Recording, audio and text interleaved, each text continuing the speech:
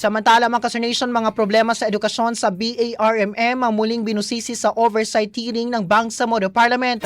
Para sa buong ulat, nasa kabilang linya, Bombo Jerry Consing. Nagpapatuloy ngayong umaga, Hunyo 24, ang oversight hearing ng Committee sa on Basic, Higher and Technical Education at Finance, Budget and Management ng Bangsamoro Parliament kaugnay sa iba't ibang usapin sa sektor ng edukasyon sa rehiyon.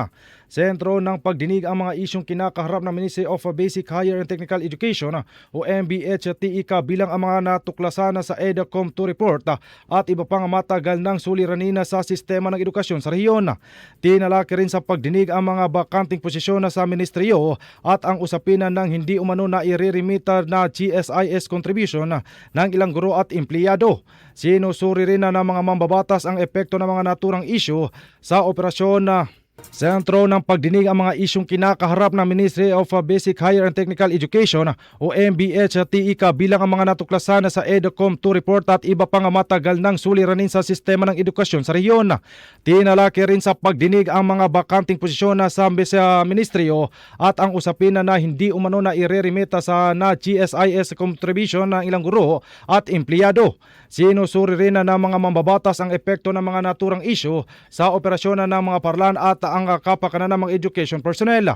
Kabilang din sa mga binibigyang pansin ang mga kalagayan ng mga parlan sa iba't ibang lugar ng BARM at ang akses sa edukasyon ng mga batang kabilang sa indigenous people o IP communities.